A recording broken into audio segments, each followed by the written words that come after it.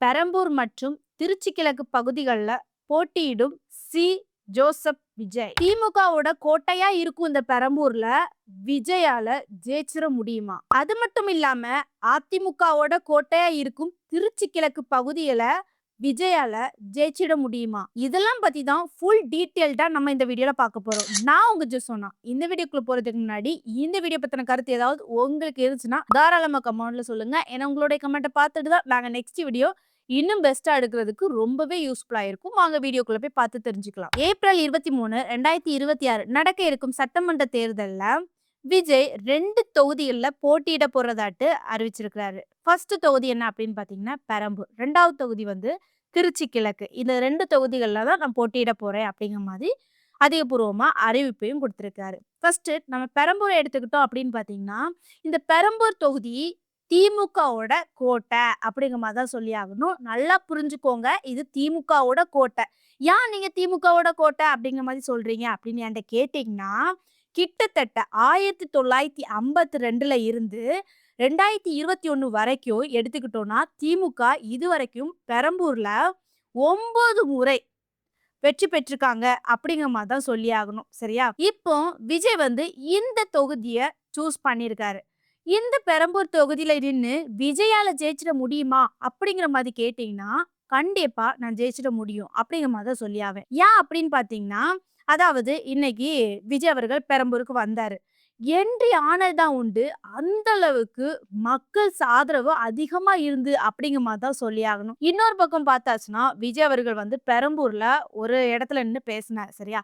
பேசும்போது மக்கள் ஆதரவு அந்த அளவுக்கு இருந்துச்சு. அவர் ஒவ்வொரு ஸ்பீச்சுக்கும் மக்கள் கைத்தட்டி, அப்புறம் விசில் அடிக்கிறது, இந்த மாதிரி வந்து அவ்வளத்துக்கு ஆதரவு குடுத்தாங்க. சரி ஸ்பீச் குடுத்தாச்சு. ஸ்பீச் குடுத்துட்டு என்ன பண்றாரு அப்படின்னு பார்த்தீங்கன்னா, அடுத்த இடத்துக்கு அவருக்கு போணும் ஸ்பீச் குடுக்குறதுக்கு. அப்ப என்ன பண்றாருன்னா போறாரு. ஒரு பகுதி, ஒரு ரோடு அது குறுகலான ஏரியா தான் அப்படிங்கிற மாரி சொல்லி ஆகணும். அந்த வழியா போறாங்க.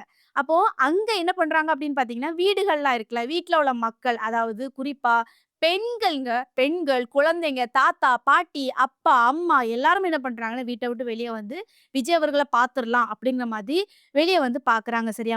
வீட்டு மொட்டை மாடி கூட விட்டு வைக்கலாம். அந்த அளவுக்கு விஜய் அவர்கள பார்க்கணும்னு சொல்லிட்டு வெயிட் பண்ணியிருக்காங்க. அந்த அளவுக்கு கூட்டமா இருக்கு. குறிப்பா 4 முக்கு சாலைன்னு சொல்லுவோம்ல, அதுக்கு மேல வந்து ஒரு பாலம் இருக்குது.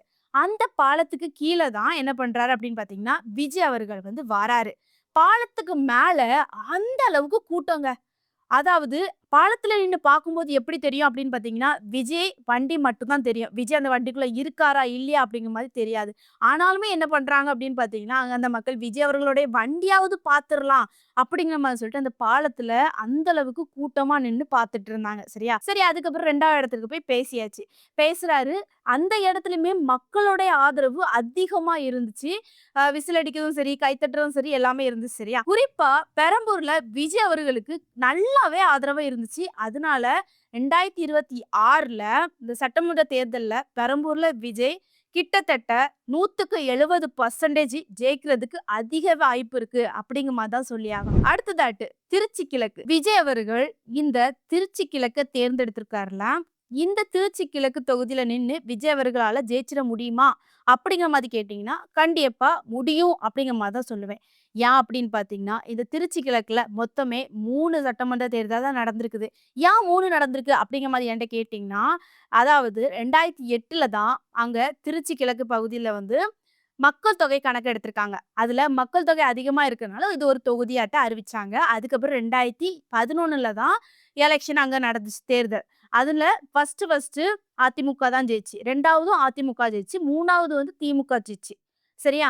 ஏன் 3வது திமுக ஜெயிச்சு அதிமுக வரல அப்படின்னு பார்த்தீங்கன்னா, அதாவது அங்க 2 வாட்டி ஜெயிச்சதும் ஜெயலலிதா அம்மா உயிரோட இருந்ததுனால ஜெயிச்சாங்க. ஜெயலலிதா அம்மா வந்து மறைஞ்சதுக்கு அப்புறம் அங்க வந்து அதிமுக ஜெயிக்கல. திமுக தான் ஜெயிச்சு. என்ன காரணம் அப்படிங்கிற மாதிரி கேட்டீங்க அப்படின்னு பார்த்தீங்கன்னா, ஜெயலலிதா அம்மா இறந்ததுக்கு பிறகு அந்த அதிமுக கட்சியே 3 துண்டா உடைஞ்சிடுச்சு.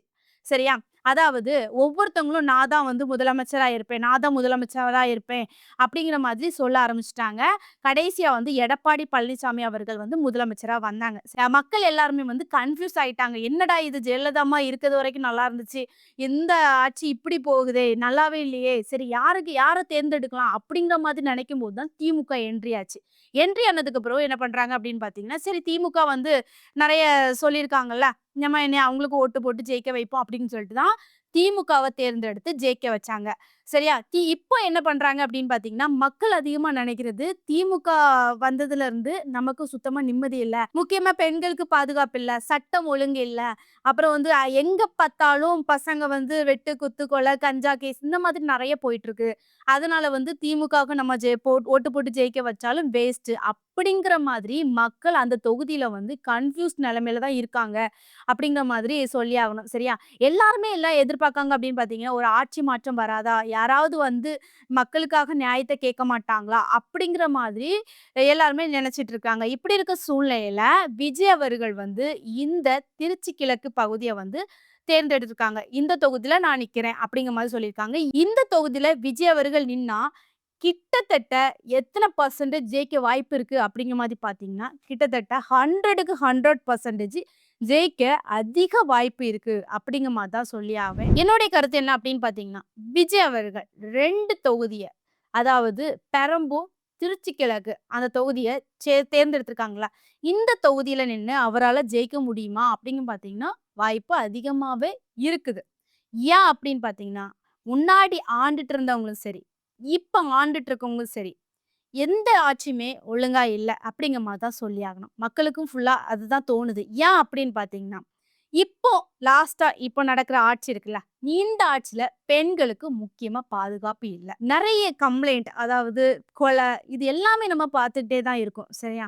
எதுவுமே சட்டமே ஒழுங்கா இல்ல அப்படிங்கிற மாரி தான் சொல்லி ஆகணும். இதனால மக்கள் எல்லாருமே என்ன நெனைக்கிறாங்க அப்படின்னு பார்த்தீங்கன்னா, ஒரு ஆட்சி மாற்றம் இருக்காதா? ஆட்சி மாற்றத்திலயாவது கண்டிப்பா நல்லது நடக்காதா? அப்படிங்கிற மாதிரி எல்லா மக்களுமே அதிகமா யோசிச்சுட்டு தான் இருக்கிறாங்க. அப்படிங்கிற மாரி தான் சொல்லி ஆகணும். ஆனா, கண்டிப்பா இந்த வாட்டி 2026 தேர்தல்ல வந்து விஜய் ஜெயிக்கிறதுக்கு அதிக வாய்ப்பு இருக்குது. அப்படிங்கிற மாரி தான் நான் சொல்லுவேன். திருச்சி எடுத்துக்கிட்டோம் அப்படின்னு பார்த்தீங்கன்னா, 100க்கு 100% ஜெயிக்க வாய்ப்பு இருக்குது. பெரம்பூர் தொகுதி எடுத்துக்கிட்டோம் அப்படின்னு பார்த்தீங்கன்னா, 100க்கு 75% ஜெயிக்க வாய்ப்பு இருக்குது. காரணம் அது திமுகவோட கோட்டை. சரியா? அது அங்க எப்பவுமே ஸ்ட்ராங்ஃபுல்லா தான் இருக்கும். இங்க வந்து திருச்சி எடுத்துக்கிட்டோம் அப்படின்னு பார்த்தீங்கன்னா, ஏற்கனவே இது அதிமுக கோட்டையா இருந்து, அது உடைஞ்சு அதுக்கப்புறம் தான் திமுக வந்து அந்த இடத்த புடிச்சுது. கண்டிப்பா திமுகவோட அந்த ஆட்சி நல்லா இல்ல அப்படிங்கிற மாரி எல்லாருமே ஒரு பக்கம் பேசிட்டு வராங்க. அதனால அந்த ஆட்சி மாற்றம் இருக்கிறதுனால டிவிகேய தேர்ந்தெடுக்கிறதுக்கு அதிக வாய்ப்பு இருக்குது. கண்டிப்பா அ எக்ஸாக்ட்டா சொல்லப்போனா கெஸ்ஸிங் படி நான் சொல்றேன். தமிழக வெற்றி கழகம் ஜெயிக்கிறதுக்கு வாய்ப்பு இருக்கு. அப்படிங்கிற மாரி தான் நான் சொல்லுவேன். இந்த வீடியோ பார்க்குற நீங்க ஏப்ரல் 23, 2026 நடக்க இருக்க சட்டமன்ற தேர்தல்ல யார் ஜெயிக்க அதிக வாய்ப்பு இருக்குது? அப்படிங்கிற மாதிரி நீங்க நினைக்கிறீங்க? உங்களுடைய கருத்தையும் கமெண்ட்ல சொல்லுங்க. நெக்ஸ்ட் ஒரு வீடியோல சந்திக்கிறேன். பாய்.